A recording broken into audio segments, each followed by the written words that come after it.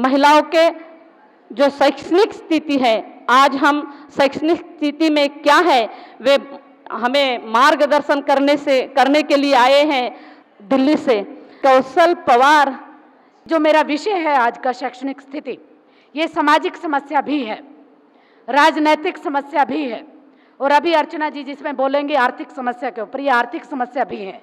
यानी कि शिक्षा एक ऐसा विषय है जो चारों तरफ से मिलता है, चारों तरफ से मिलता है, क्योंकि समाज में जो घटता है वही शिक्षण संस्थाओं में दिखाई देता है।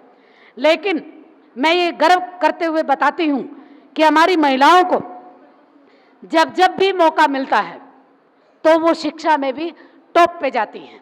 और इसका उदाहरण है हमारे सामने हमारी बहुजन समाज की महिला टीना डाबी, जिसने भारत में आईएएस में टॉप किया है, न सिर्फ दलितों में और एससीज में बल्कि जनरल कैटेगरी में भी फाइट करके टॉप किया। भारत की पहली ऐसी महिला हुई है जो आईएएस बनी है आज, जिसने सबको कंपटीशन में पीछे छोड़ते हुए आज टॉप हासिल किया। मैं कहना ये चाहती हूँ कि अगर हमारी महिलाओं को शिक्षा के अवसर दिए जाएं, अगर हमारी महिलाओं को आगे बढ़ने के अवसर दिए जाएं, तो हमारी महिलाएं किसी भी समाज के किसी भी हिस्से से कम नहीं हैं। हमारे सामने उदाहरण है। लेकिन हम बड़े दुख के साथ ये कहेंगे कि हमारी महिलाओं को, हमारी बेटियों को हमने जीसा नहीं बनाना, रोहित वेमुला की तरह खत्म नहीं होने देना। हमें ऐसी टॉप नहीं चाहिए जो ऐसे उदाहरण बने। तो इसलिए आज समय की जरूरत है दो तरह से। एक तरफ हमारी प्रतिभाएं हैं जो खत्म की जा रही हैं, टारगेट उसी को किया जा रहा है जो बोले, जो चुपचाप डिग्री लेके प्रोफेसर बना हुआ है और चू नहीं करता व्यवस्था के ऊपर, वो बहुत साफ सुथरी जगह पर बैठा हुआ है। लेकिन जो भी विद्यार्थी या जो भी महिला विद्यार्थी, खासकर छात्राएं हमारी, जो भी छात्राएं बोलने का साहस करती हैं, उनको इसका दंड भुगतना पड़ता है। और वो दंड इतना भयानक है कि जब दामिनी केस होता है तो न सिर्फ भारत बल्कि विश्व में उसकी गूंज सुनाई देती है। लेकिन जब वही वाक्यात हमारी बेटी डेल्टा मेघवाल के साथ होता है, वही वाक्य जब जिशा के साथ होता है, वही वाक्य अनगिनत हमारी दलित महिलाओं के साथ होता है, तो भारत की राजनीति, भारत की सामाजिक संस्थाएं, भारत के शैक्षणिक गढ़ उसके ऊपर सवाल खड़ा करना उचित नहीं समझते। ये वही जेएनयू है जिसमें अपने नाटक में आपने बीच में नारा भी देखा होगा, हम मांगे आज़ादी।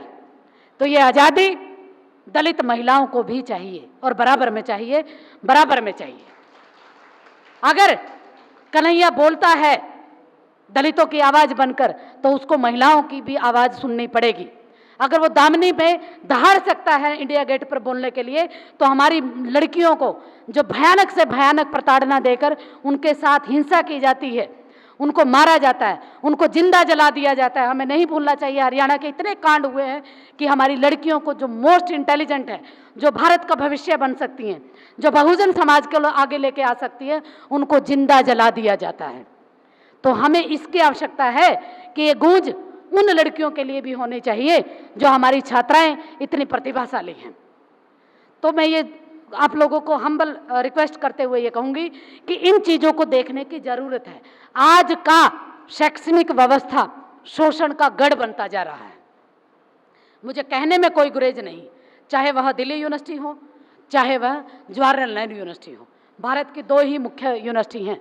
दोनों यूनिवर्सिटीज़ में जिस तरीके से हमारी छात्राओं को न सिर्फ उनको शिक्षण संस्थाओं से बाहर निकाला जाता है, बल्कि उनके साथ शारीरिक हिंसा भी की जाती है। मैं इस शब्द को कभी प्रयोग नहीं करती, मैं इसको शारीरिक हिंसा बोलती हूँ, क्योंकि इसकी हिंसा के बाद ये अधिकार आपको किसी ने नहीं दिया कि आप उसको ही अपराधी माने जिसके ऊपर आपने अपराध किया है।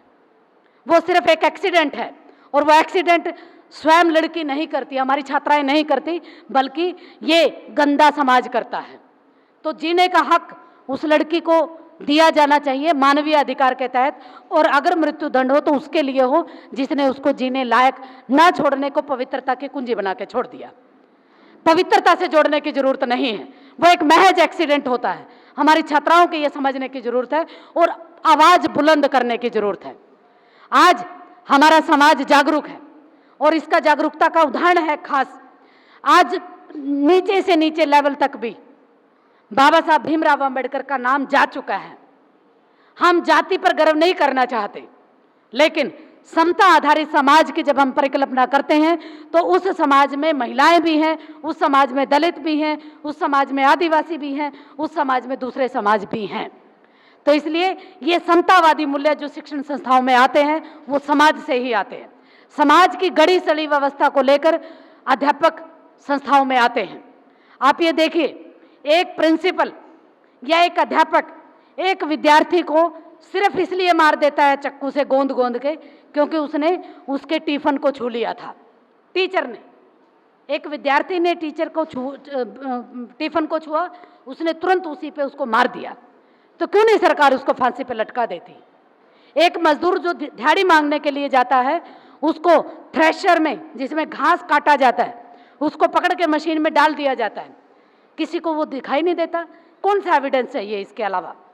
क्या हमारे न्यायालय आज भी मनुस्मृति के लॉ को मानते हैं? क्या हमारी शिक्षण संस्थाएं बाबा साहब भीमराव अंबेडकर द्वारा दिए गए संवैधानिक पुस्तक को, जो राष्ट्र पुस्तक होनी चाहिए हमारी, क्या शैक्षणिक संस्थाएं उसके आधार पर चलती हैं? नहीं चलती। मुझे दुख है इस बात का। उन न्यायालयों से हम कैसे उम्मीद करेंगे न्यायालय की जिसमें मनुस्मृति का मनु का स्टैचू लगा हो और जिसको आज तक भी, आज़ादी के इतने सालों बाद भी, इतनी कुर्बानियों के बाद भी, इतनी महिलाओं के आंदोलनों के बाद भी हटाया नहीं जा सका। जिस न्यायालय के परिसर में ही मनु के संविधान को दत्ता बताकर उसको खड़ा कर दिया गया हो बीच में, तो न्याय हमारी लड़कियों को, हमारी छात्राओं को कैसे मिलेगा? बाबा साहब कहते हैं कि तुम्हें, यानी मैंने बहुत धम्म देके, आप लोगों को अभी डरने का कोई बात नहीं है। आपका नाता तो मैं अन्य राष्ट्र से जोड़ दिया हूँ। हम अन्य राष्ट्र से तो बाद में बात करेंगे, लेकिन हमने दूसरे राज्य से भी नाता पहले जोड़ना शुरू किया है। हमेशा हम यहाँ देखते हैं कि महाराष्ट्र के लोग महाराष्ट्र वालों को ही बुलाते हैं, लेकिन इस महिला सशक्तिकरण के कार्यक्रम में हम दूसरे राज्य वालों को बुला के उनसे हम अपना रिश्ता तय करके हम आगे बढ़ने के लिए, अगर उत्तर प्रदेश और महाराष्ट्र मिल जाए तो बात ही कुछ और हो सकती है। तो आगे के कड़ी में मैं बुलाना चाहती हूँ आदरणीय अर्चना ताई गौतम जी। इन्हें बुलाने के पहले इनके लिए मैं कुछ कहना चाहती हूँ।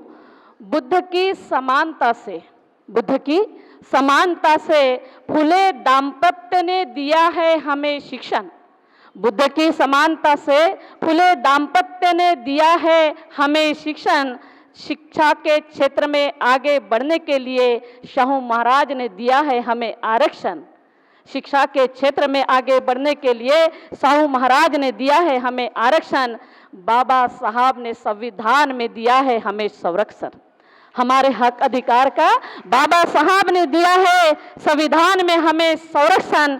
और इसलिए आज यहाँ सभी महिलाएं करने आई है अपने विद्या का प्रदर्शन, अपने विद्या का प्रदर्शन। मैं यहाँ पे छोटी सी कहानी सुनाना चाहूँगी। महिलाओं के लिए मैंने लिखी थी कि एक किसान था, उसका एक बैल था, वो बूढ़ा हो गया तो उसने किसान ने सोचा कि अब ये यूजलेस है, बिना किसी काम का है, इसे ऐसे ही खुला छोड़ देना चाहिए।